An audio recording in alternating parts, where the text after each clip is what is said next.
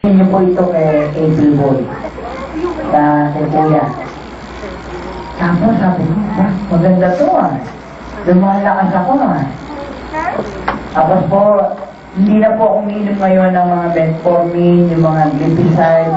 Ang iniinom ko lang po ngayon ay itong barley. At syempre, pagka may po ng lahat ng sakit niya. Kasi po, damo to Damo. At sabi ko, dapat kong inumin to. Pero alam niyo po, totoo lang, inano po ako sa doktor ng nagkaroon po ako ng, wala na sakit ko? Prostate cancer. Prostate cancer. Pag nagka-edad na po kayo, sabi ko, mahal, hindi na ako tinatay. Kaya. Pasensya na kayo, May mga bata dito. Pag may edad na kayo, alam nyo naman yun.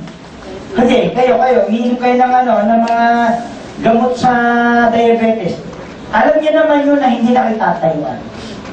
Diba? Alam nyo yun. Ngayon, nung sinabi na may prostate cancer ako, siyempre, sakit na loob ko. Ang sakit ng loob ko, sabi ko, bakit gano'n? Bata, nagka-prostate cancer, ang bata-bata ka pa. Sabi ko, mahal, baka pagpalit mo ako sa iba. Diba?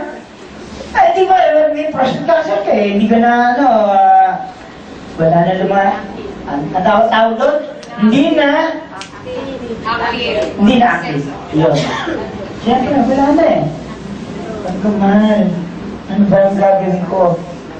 Talagang umiiyak na ako. Miski na miss ko, umiiyak na rin. Dahil prostate cancer na yan Sabi ko ngayon, mahal, nung uminom ako ng barley, ngayon, active na ulit. Diba? Active na ulit.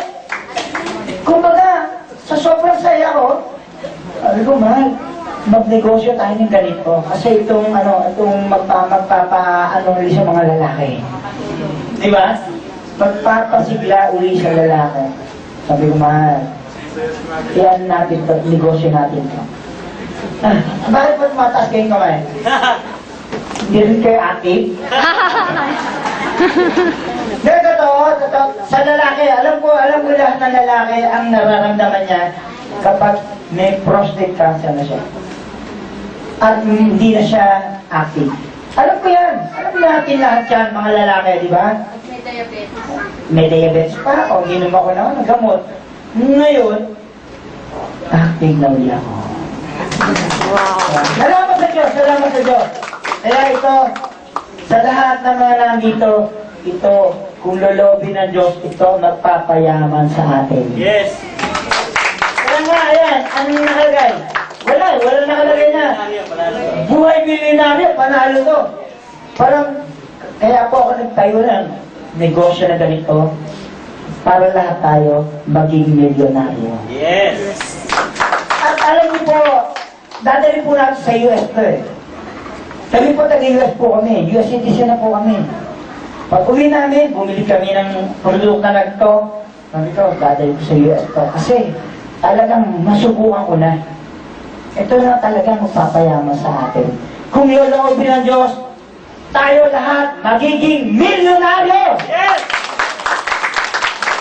Kaya huwag po kayo dalawang isip, sumadla po tayo dito. Malay nyo, sama-sama tayo sa US. Dadali ko kayo dun. Hindi, totoo.